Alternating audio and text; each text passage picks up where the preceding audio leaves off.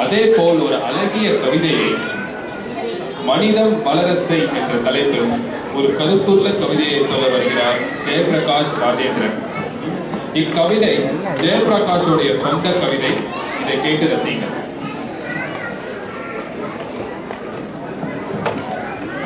நன்றி திரு விக்னேஷ் மற்றும் திருமதி விக்னேஷ் அவர்களே, நீங்க சிறப்பாக தொகுத்து வழங்குறீங்க. உங்களுக்கு என பாராட்டுகள். தமிழுக்கு என் முதல் வணக்கம், தமிழர்களுக்கு என்றும் என் தலை வணக்கம். என் ஆதிக்கும் அனைத்துக்கும் நீ வேண்டும், என் நாவில் ஆணவம் ஆதிக்கம் இருக்கக்கூடாது என் தாய் தமிழே. உன்னை ஆயுதமாய் கொண்டு தமிழர்கள் நெஞ்சை செதுக்க இதோ புறப்பட்டு விட்டேன். தமிழனுக்கு முகவரி கொடுத்தாய், நிச்சயம் என் உணர்வுக்கும் வடிவம் தருவாயாக. மனிதம் வளரச்சை.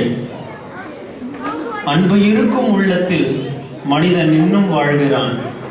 அன்பு இருக்கும் உள்ளத்தில் மனிதன் இன்னும் வாழ்கிறான். ஆசை என்னும் போர்வையில் அவனே மூடனாகிறான். விஞ்ஞானம், தொழில்நுட்பம், நானோ தொழில்நுட்பம், எண்ணியல் தொழில்நுட்பம் என்றெல்லாம் சொல்லி உலகையே தன் கைக்குள்ளே அடக்கும் மனிதன் தன் மனதை அடக்கும் முயற்சியில் மட்டும் தோற்று போகிறான். மனிதா, நம் ஒப்பற்ற வெற்றி எது தெரியுமா? நண்பா, நம் ஒப்பற்ற வெற்றி எது தெரியுமா?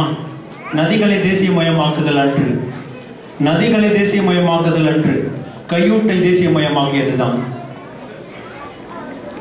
வாலிபம் பூத்தால், வாலிபம் பூத்தால் காதல் நாற்றம் என்ற இளைஞன் காதல் தோற்றால் மது கடையில் உருளும் புழுவாய் கிடக்கிறான்.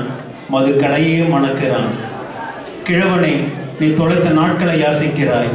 இளைஞனே, நீ வருங்காலத்தை நினைக்க மறக்கிறாய். சுயநலம், வஞ்சகம் என்னும் கோலூன்றி, சுயநலம், வஞ்சகம் என்னும் கோலூன்றி நரைக்கூடி நீயாடி இருந்த பின் உன் முன்னே பிறரை ஆடவும் வைக்கிறாய். சாதி, மதம், மூட நம்பிக்கைகள், சாதி, மதம், மூட நம்பிக்கைகள் இவைகள் மட்டுமா உன் முன்னோர்கள் தந்த பரிசு? மரத்தை வெட்டி மாசு கிளப்பி மண்வளம் அழித்து, மரத்தை வெட்டி மாசு கிளப்பி மண்வளம் அழித்து ஓசோனுக்கே ஓ போட்டு விட்டோம். நினைத்துப்பார், இவைகள் தானே வரும் தலைமுறைக்கு நீ தரும் பரிசு. தொகை சேர்க்க எண்ணி ஜனத்தொகையும் சேர்த்து கொண்டோம். வரும் காலம் நமது என்று சொல்லி கனவில் மட்டும் வாழ்கிறோம். இது என் சமூகம் என்று சொல்லி தோளில் வெடிகுண்டு சுமக்கிறாய். நீ வளர உன் சமுதாயத்தை ஏத்தியும் பிழைக்கிறாய். வரும் காலம் நேரம் என்று, வரும் காலம் நேரம் என்று காத்திருந்து காத்திருந்து காலம் தெய்வமானது. வரும் காலம் நேரம் என்று காத்திருந்து காத்திருந்து காலம் தெய்வமானது. இப்பாதை தூரம் குறுக்கே ஒரு பைஞ்சுதை சாலை உள்ளதென்றவன் பூசாரியானான். பைஞ்சுதை சாலை என்றால் சிமெண்ட் ரோட். இப்பாதை தூரம் குறுக்கே ஒரு பைஞ்சுதை சாலை உள்ளதென்றவன் பூசாரியானான். கன்றும் நடவில்லை, தண்ணீரும் ஊற்றவில்லை, பழம் மட்டும் கையில் கிட்ட வேண்டும் என்றவன் பக்தனானான். வைத்துக்கொள் பணத்தை, இனி உன் தெய்வம் நான் தான். வைத்துக்கொள் பணத்தை, இனி உன் தெய்வம் நான் தான் என்கிற அரசாங்கம் கோவிலானது. முன்பெல்லாம் போட்ட உழைப்பின் பலனறிய ஜோதிடம், இப்போதெல்லாம் முயற்சி செய்வதற்கே ஜோதிடம். பாலின்றி ஒரு குழந்தை இருந்தால் அது அரசாங்கத்தின் குற்றம் எனின், பாலின்றி ஒரு குழந்தை இருந்தால் அது அரசாங்கத்தின் குற்றம் எனின், பாலியல் கொடுமையில் ஒரு குழந்தை இருந்தால் அது இச்சமூகத்தின் குற்றம். சிந்தித்துப்பார் நண்பா. உடம்பில் பிணியும் உதட்டில் பொய்யும் கொண்டவனே, உன்னை கண்டால் எனக்கு பயமாயிருக்கிறது. உடம்பில் பிணியும் உதட்டில் பொய்யும் கொண்டவனே, உன்னை கண்டால் எனக்கு பயமாயிருக்கிறது.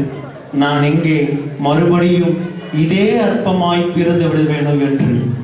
மனிதன் இருப்பின் மனிதம் எங்கே, மனிதம் இருப்பின் மனிதன் எங்கே? இனி கொஞ்சம் கதை கேட்போம்.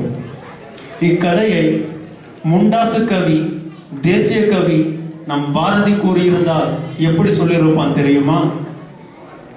இது பழங்கதையும் அல்ல, பழகி போன கதையும் அல்ல. ஒவ்வொரு முறை கேட்கும் போதும் நெஞ்சம் பொங்கி எழுகிற கதை நம் இனத்தின் கதை. இது சிங்கங்களுக்கும் புலிகளுக்கும் இடையே நடந்த போரில் மனிதம் மாண்ட கதை. நரி குறவர்களும் வெறிவாதிகளும் சேர்ந்து நம் இனத்தை அழித்த கதை. ஆமாம், காக்கையும் குருவியும் எங்கள் சாதியடா, நீல் கடலும் மலையும் எங்கள் கூட்டமடா. சுடுகாட்டில் அயன் கண்மணிகள் கண்ணாமூச்சி விளையாடியது. சுடுகாட்டில் அயன் கண்மணிகள் கண்ணாமூச்சி விளையாடியது. துப்பாக்கி முனையில் அயம் பெண்களின் மானம் சூறையாடப்பட்டது. கண்ணி வெடி காலில் அயம் மக்களின் தலை விழுந்தது. பயிரிட்ட நிலங்களில் எல்லாம் பிணங்களின் அறுவடையா.